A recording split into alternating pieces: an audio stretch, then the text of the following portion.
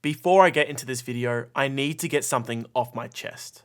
I wanted, and I mean I really wanted to love Transformers Rise of the Beasts. But this movie just was not for me in nearly every single way. This video is going to go deep into every single reason why it didn't, comparing it back to the Bay movies and to my go-to standard in Transformers, Transformers Prime. Yet this point needs to be clear. This man right here, he seems like one of the most genuine, good-natured, and just nice people to be around. This movie did not work for me, yet for every single clip I have seen of this guy talk about the IP, he bleeds Transformers. And no matter what, for this franchise, it needs more people like him that's willing to just put their neck out on the line for the characters we love. Not only has he just seen the 86 movie, from watching this you can easily tell that the 86 movie was a template to build off of, and I just have to commend Stephen Cable Jr. for that. We are not in 2014, 2015 or so era of film YouTube. Sadly, titling videos as if they do come from that era still seems necessary to gain attention, which, trust me, it kills me. I hate doing it.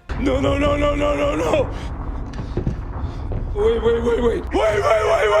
But what I'm trying to say is that no matter how hard I go about this film, I really like what he brings to the table. And I hope when he returns for the sequel, I just hope to vibe with it more. If given the chance, I would love to just have a drink with the guy or have coffee with him and just talk Transformers all day. It's nice to have someone like him be associated with Transformers and not whatever Michael Bay brought. Ow! Okay, let's go! Alright, here is the rundown for how I'm going to do this video. I have timestamps in case you guys want to skip ahead to certain sections, but as you can see, this video is going to be split into Rise of the Beasts prologue, its first, second, and third act, and then we're going to talk about its messy epilogue. Each section will discuss my thoughts on Rise of the Beasts specifically, and then compare it to previous entries in the franchise. Reason being is that Rise of the Beasts just feels like every other Transformers movie or show I have ever seen. A mix mash of them all, but somehow it's worse off than all of them bar one. Look. It left me feeling confused and perplexed, but mostly sad. Rise of the Beast is, for sure, fun. The movie as a whole is by far not offensive in its delivery, it's quite funny, its action is for sure clear, and with a runtime of only just on 2 hours, it's hard to say that if you do end up being bored, it won't be for long. Yet here comes that classic Charles hot take. If you have been following the channel for any length, you'd probably have seen by now some of the shit I come up with. The order for me out of all the Transformers movies goes as follows. Number 1 is easily the 07 movie. Next is Dark of the Moon. Then Transformers Prime, Beast Hunters, the animated film. 4th, Bumblebee. 5th is the 86 movie. 6th is Age of Extinction. The Dinobots alone get at that spot. And actually, every one above here I at least enjoy quite a bit. 7th is Revenge of the Fallen. Then at 8 is Rise of the Beasts, with dead last being The Last Night. Yeah, I know, it's really low. And among Transformers fans, if you even glance at Twitter, it seems to be hyped up so much. Words like step in the right direction or the heart of Bumblebee with the chaos spectacle of Michael Bay. I am sorry, I do not see this. What I see is a script that feels cobbled together of a bunch of different ideas, with the feelings of puppet strings being pulled by Paramount from behind the scenes. For starters, this movie is shot to be clearer than any of the Bay films. The Autobots also have massively more billing now, with them basically being in every scene after the 30-minute introduction. And on paper, sign me the fuck up, but I was careful with my wording, and I will showcase later why these have now become issues. The one thing I need to note before jumping the gun is, yes, I know Bay's movies have issues, especially 2 and 5, with 4 being a weird hot mess, with scenes like this. Texas statute? That a real law? I know everything you're thinking. Yes, the comment you're about to type, I know. So instead of telling me down below, Charles, don't you remember this X horrible thing or that horrible thing from Bayformers? Instead, tell me why Rise of the Beast specifically works for you without dunking on those films. The last thing before we dive into Rise of the Beast's prologue, make sure to subscribe to the channel with bell notifications turned on. We are literally about to hit 5K as of recording this, so that is nuts. So thank you to all of you who support the channel. It means the world to me. But anyway, let's jump into the prologue. All of the film's issues are present during the prologue. For starters, for some reason, the movie just wants to rush straight into things. Okay, so we have the opening monologue from Primal. That's fine, I guess. When you first watch this, it gives the idea that he will be the perspective we're going to be following, even though, to be honest, this idea is something I'm a little jaded with, but I was willing to accept it, right? This is not my childhood. This is not my childhood film. Cool. Primal is now our perspective lead. Cool. With Prime opening the 07 film, the dialogue here is actually very reminiscent of that. Before time began, there was the Cube. There's a legend that precedes the dawn of our civilization.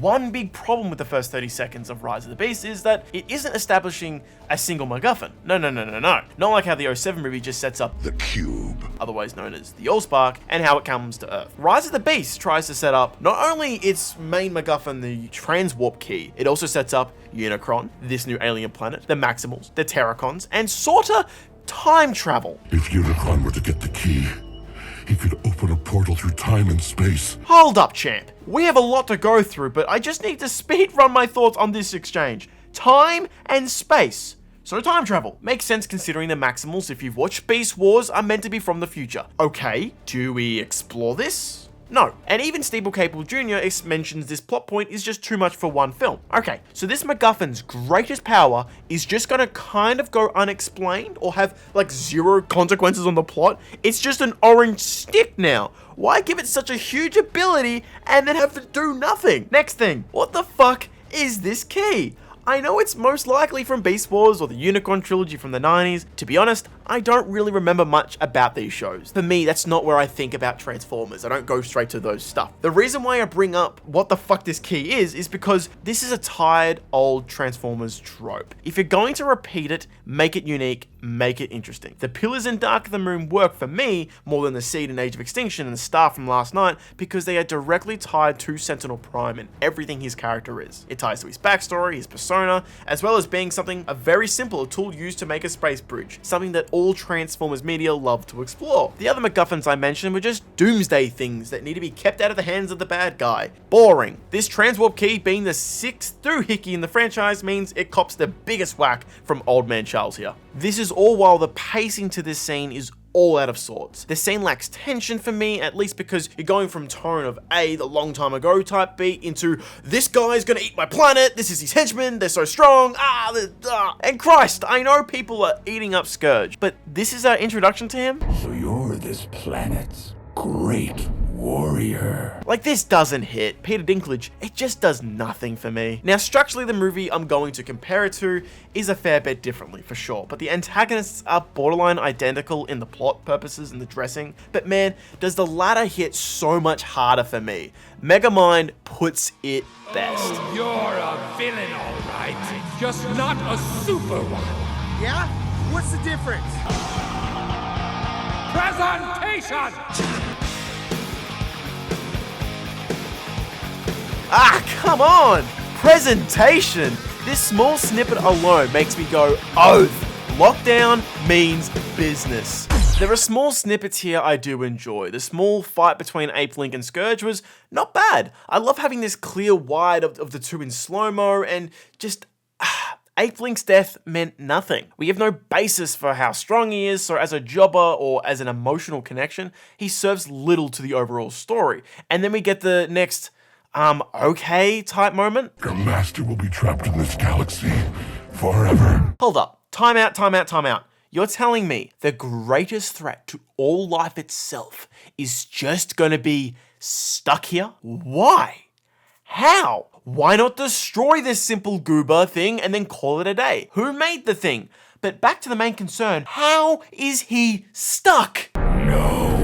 Glad to be getting this also out of the way. This just takes me out of it. In my head, I still have every line of dialogue, every groan, every mumble, every sound effect to the previous Transformers villain that they've done. Sure, the movie has only just come out, but in that point, I do understand. But it's moments like this. This isn't foreboding or menacing. It's the flattest no that I have ever heard, and it just takes me right out. And fuck, it kills me.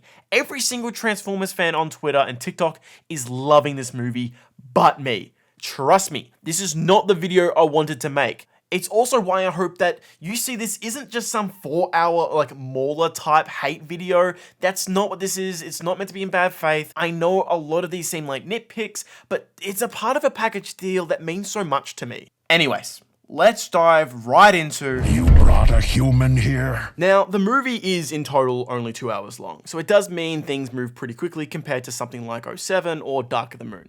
However, it means I care little for what's actually being shown because scenes rarely have time to cook. And weirdly, they're all set at very, very ugly locations and are typically lit to be just brown like the hangar at the end of the act. Unlike in 07, we see Optimus and the gang as early as 22 minutes into the film. Like, yeah, that is good. No comments. That is good. And we do get a glimpse of what could have been cool to see, which is the deleted scene of Optimus versing the Decepticon transit. It was cut for ruining pacing and being a bit dark to open the movie. I have turned from prey to hunter.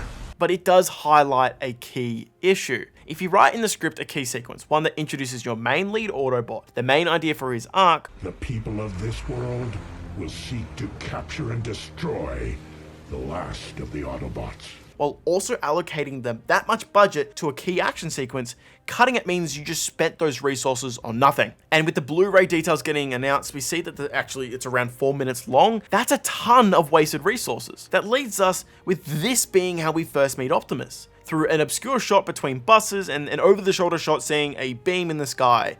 Yes! It just feels like it's been edited around and repurposed, rather than like years ago when they were pitching this movie in pre-production, they thought, hey, this is how we introduce Optimus Prime. This will be sick. The point I'm trying to show to you is that it's really important, because shit, I know most of you aren't as diehard as I am, but for the kids out there, this might be their first Transformers movie they see in theaters. This is a special moment in time. In '86, after a few lines of dialogue early in the film, setting things up, they got this. Megatron must be stopped, no matter the cost. And when I was a kid, I got this.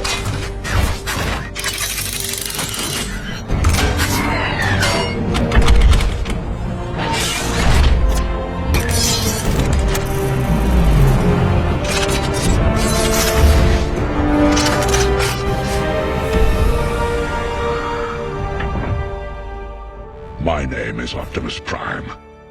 This scene in Rise of the Beast just doesn't get the same level of hype. Nowhere near. There are so many elements to this first act, but I don't care for much of it at all. The human characters here, bar Noah, just feels like names on a script. The mum gets 2 scenes, and everything with the brother is just okay. And it sucks, because I was just so ready to love everything about these guys. And for Elena, man, I don't believe these words are about to come out of my mouth. She is the second worst lead in a Transformers live action movie. Worst obviously being... Mr. Yeager, this is not how I wanted us to meet, okay? I'm Shane. Unlike Shane, who is obnoxiously annoying and I hate him. You gotta calm down right now. Grab my stick, grab my stick!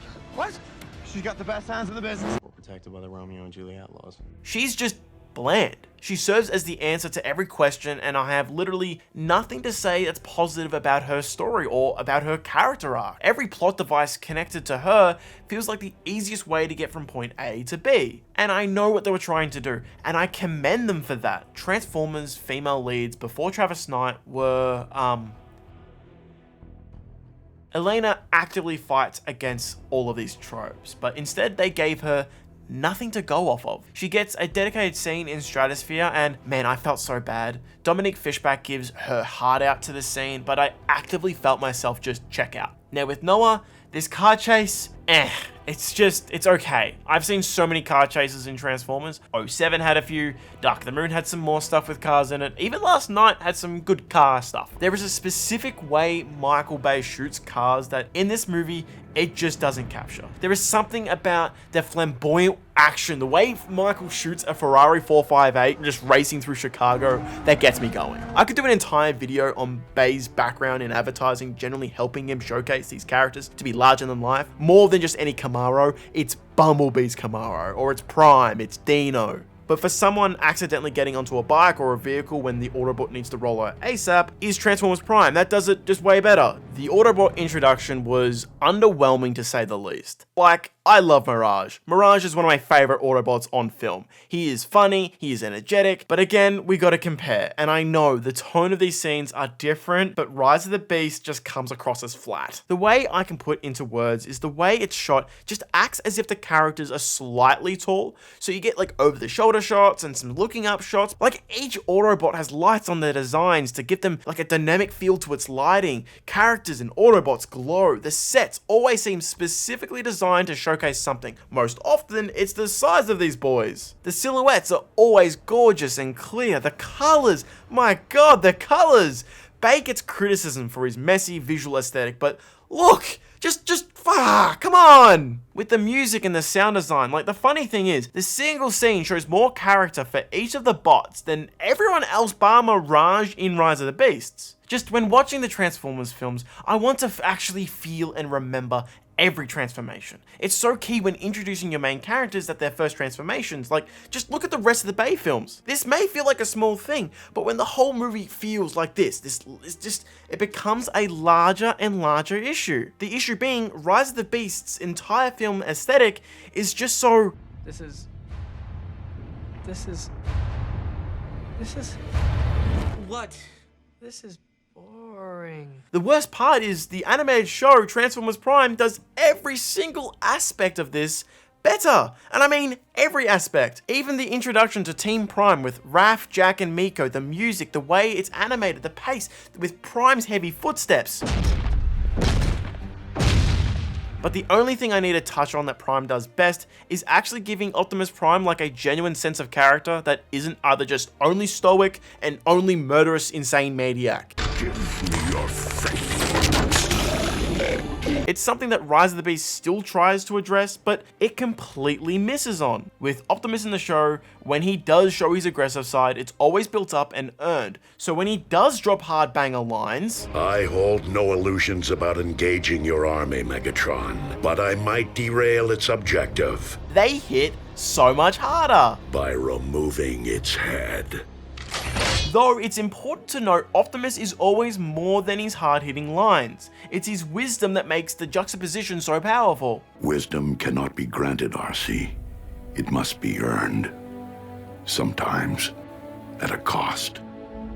As we get to the end of Act 1, things kind of get worse. The MacGuffin is activated at the museum and the Autobots have to get it, but oh no, it's on an island and they can't get to the island because robots in disguise. So they need Noah and Garbage Truck Mirage to pick it up. Okay, Scourge arrives and starts trying to get the key, action breaks out and man, even with all the fire here, this entire sequence just feels dull. The environment seems just an attempt to hide everything rather than to showcase the heft and scale of these guys. Scourge sends out his mini-con deathbots and they're useless. This ruined the sequence further. Though the little sequence where it pans out to around all the Autobots shooting with B doing that cool flip, that was neat. I like that, but holy shit, getting into this battle is kinda laughably confusing. When Optimus arrives and first transforms, it starts with this weird over-the-head shot of Optimus and then it cuts to a push in from the front. Why? If anything, this showcased that most of my issues might actually lie with editing rather than things like choreography or cinematography. All of the fights feel slow and like they're trying to make it work with what they have. Like Optimus's transformation, why is it so dark? And you might say, Charles, it's because it's nighttime, and my response is, no shit, Sherlock, but why write in the script to have nothing going on visually for his entrance? It's just visually boring. A robot going from a red truck to fighting in a few seconds is somehow boring? How? Battletrap throws a pillar at Prime to try and hit him, and Prime slashes it. It's in one shot, and then it immediately cuts away, so all the build-up, all the pace, it's gone. It's like it's almost as if it meant nothing. I would harp on this longer if we didn't have what we were all waiting for, Prime vs. Scourge. Okay, this should be epic as fuck. Let's go. What was that? We had this sweeping low-angle shot as Optimus comes in with a big swing. It's very slow, and miss. He has another swing in the same shot, and miss. Quick cut to the blade in the ground, then out to a wide to a block, and then a push in to our first hit. This doesn't cut it for me. To showcase my point clearly, and the same point of the movie in its narrative structure, this is how Revenge of the Fallen has its two rivals clash for the first time.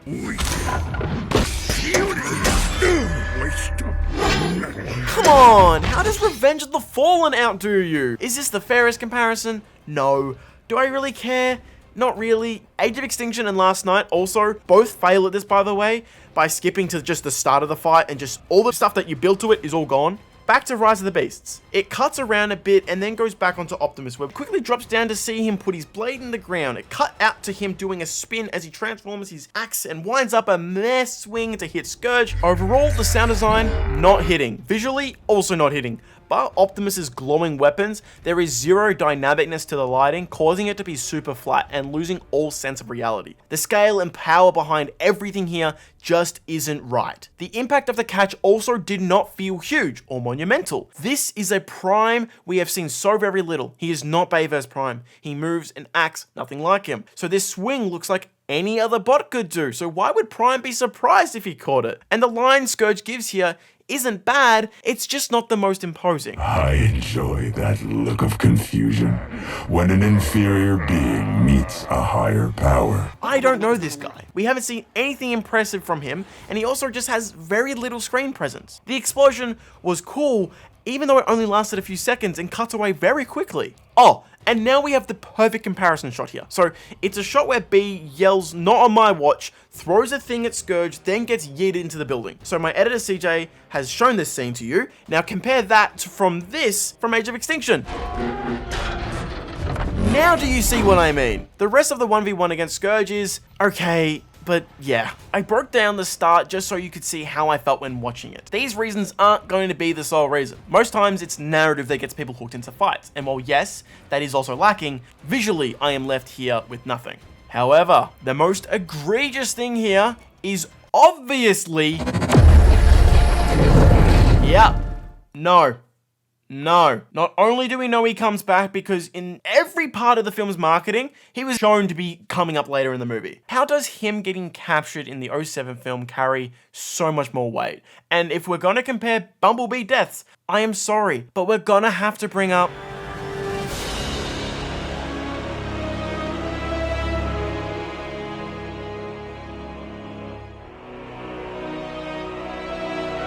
that is how you sell a Bumblebee death. I genuinely believed he was gone. My heart sunk and I was filled with only despair. Rise of the Beasts feels shallow. Anyways, let's dive right into... Wait, didn't I kill you already? For Act 2, I need a breather. I am done. I'm done. I need time to rest. Mauricio, mate, can you take over? I'll be back after when I've cooled off. Okay, bro's an extreme hater. Let me level with y'all while he collects himself. Rise of the Beasts is not the worst thing in the world, at least to me. I had a good time with it. On its second act, the fact that they even went to Peru, that was dope as hell. It's rare to see my country represented in blockbuster movies, and seeing not just Machu Picchu, but seeing the indigenous people of Peru share the spotlight with the Autobots and Maximals in scenes, that was honestly heartwarming. It was better than Kingdom of the Crystal Skull's depiction and use of culture, that's for sure. Could scenes have been directed better? Of course. Like, even my dad thought that while it was cool to see Peru, it felt like they didn't take full advantage of the location, and I agree. The entire film feels like it's missing this element that the Bay movies had, even Bumblebee had, and that's a genuine sense of scale. Not just one, but multiple visual moments that make your jaw drop. Oh, also, Wheeljack is introduced in the second act, and he sucks ass. What the actual hell was that character? Actually, I don't think I can even call him that, because he has as much personality as RC from Revenge of the Fallen. And ultimately, the movie kinda slogs a bit through the second act, sadly. The highway battle that was so heavily showcased in the trailers ended up feeling very underwhelming. Comparing it to, say, the forest battle of Revenge of the Fallen makes Rise of the Beasts look undercooked and underdeveloped. But while the second act meanders and has underwhelming action, most of the movie does, to be honest, it gives us a good amount of character moments which thankfully keep this film from being terrible. The highlights are the dynamic between Noah and Optimus, whose arcs are intertwined in the film. These moments to breathe, especially when we meet the Maximals and the people that take care of them, are among the best in the film. Okay, thank you Mauricio for the assist on Act 2, but I can take it from here.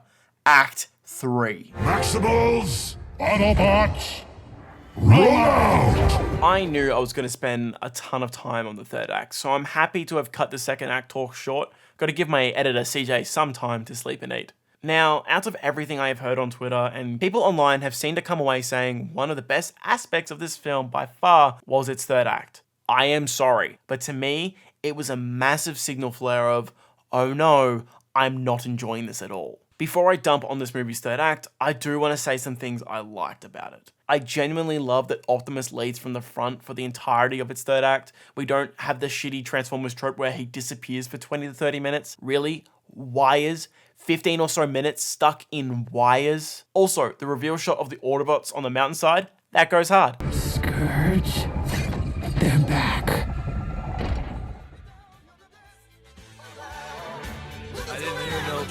Like seriously, this is the type of energy I wanted more of. And lastly, the Bumblebee sequence. Don't call it a comeback.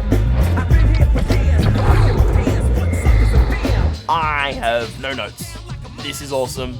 Audiences were clapping and this is such a fun moment, and holy shit, B, he's a straight up savage here, superhero landing and all. Plus, the part where On My Soul begins and B drifts around. So fucking good. That's most of my positives. A slim chance. That is all we need.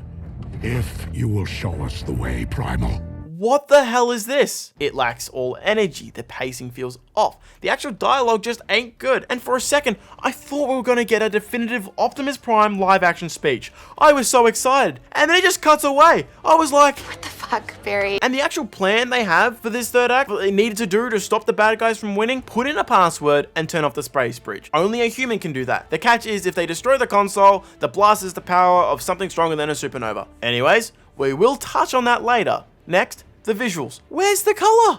The entire third act is just grey. It's dull. It's lifeless. I understand. We can't use a city. We're wanting that robots in disguise stuff. I get that. But really? Overcast flat lighting, every single character being low lit and being barely able to stand out versus a wave of enemies that are just entirely the same. So much is just showing heroes shooting and panning around them. So to me, this is a waste of screen time. And for when we actually see them fighting these things, I don't want to say Scorponok, but each incarnation keeps changing what that dude is, so I have no idea. But watching Rhinox one-shot them, it doesn't give me anything. The Maximize line was kind of cool, just doesn't land the way the movie wants it to land for me. And while yes, the Iron Man suit on paper sounds cool, finally we get our human characters into the action. It just looks so bad, man. Like, what happened? Now, the fight between Optimus and Scourge here is far from the worst in the franchise. It's also not great. The flow of it doesn't really tell us why or what Optimus did now to finally beat him. Sure, we have the now he's fighting as a team and he can get a few hits in with Noah, but suddenly Optimus goes Bayverse and goes super hardcore. Time to show you the real power of a Prime! Like, fuck, this is cool. I dig this. I dug it. This belongs to a friend of mine! It still isn't really Prime, and I'm fine with that. It's just that Scourge as a villain sucks so much that it takes away from Optimus. There was no cool backstory, no motive, no extra spice to make him interesting. To me, Scourge can be summed up with a single line of dialogue. Master, the reinforcements. The third act is far from like the worst thing I've seen. It just feels like a first draft that was butchered by editing and meddling. Like the line and interaction between Prime and Primal is peak. I love this. Your sacrifice becomes our oath.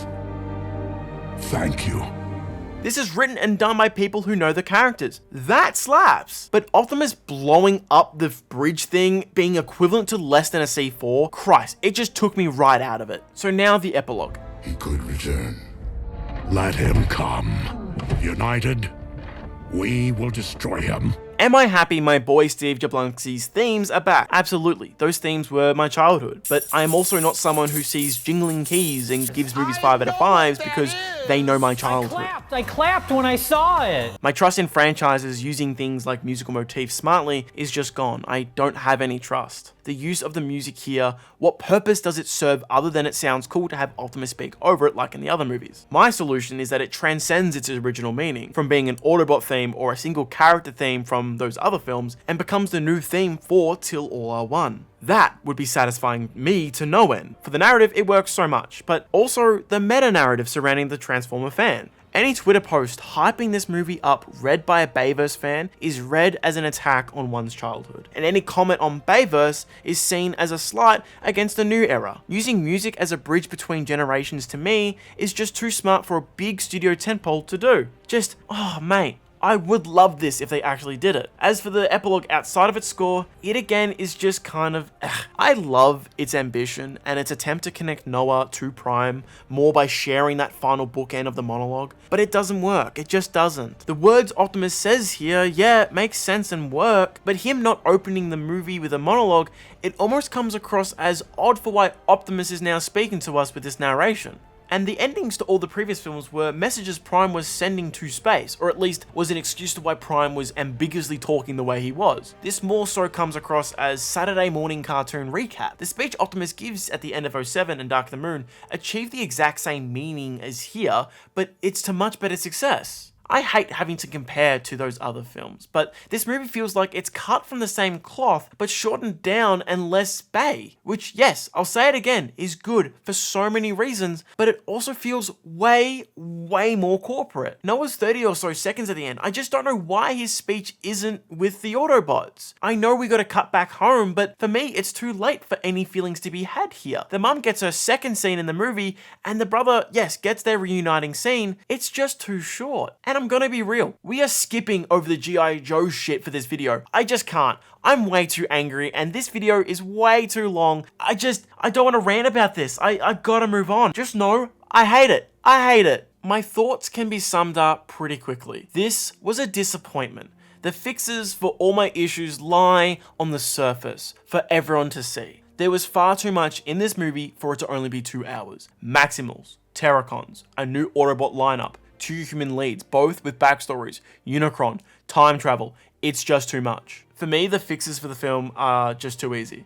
Take away the Maximals and Terracons, just take that out. I know Paramount wanted a new angle for these films, but to keep like the rewrite that I have in my head, the fix is to replace them with the Decepticons. Yeah, it's that simple. Then Primal's role, we have Megatron. Yes, you can probably see where I'm taking this from. You have the opening of the movie with the Decepticons losing to Unicron on another world. For whatever MacGuffin can still be the Transwarp Key, but Megatron did not want to give it up, so him and some cons flee. They hide on Earth, and hell, you can keep Scourge the same and use more of his backstory from the previous shows, or hell, keep him the same as he is now, but just as more of a vessel for Unicron. My only change is to actually show the effects of Dark Energon. Then, to have Optimus and Megatron need to team up to take on Unicron. Optimus can still learn the message of working together, but this time it's actually against someone who he has beef with rather than someone he's never met before and has no reason to despise. Like, Optimus's whole deal in this movie is to learn to work together and share the load. Alright, but he does it with some seriously charismatic humans and Maximals who are super powerful and useful to him,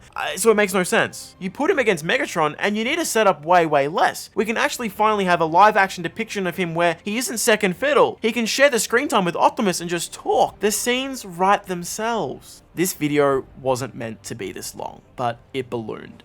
I am the Transformers guy. So many of my friends came out to a theater nowhere near them. They came because they knew how much this meant to me. Some only coming to be with everyone and me. It felt special. A unique day. I love just being able to hang out with my friends beforehand, holding out onto that glimpse of hope. The look on their faces once we emerged from the theater, it was embarrassing for me. As if I had to explain myself to everyone why I had to even ask them to come. I felt almost responsible for ruining their days off work to come all this way to see this. To me, this is just a part of the acceptance stage, accepting that this wasn't the one to unite fans like I had envisioned, like I had hoped.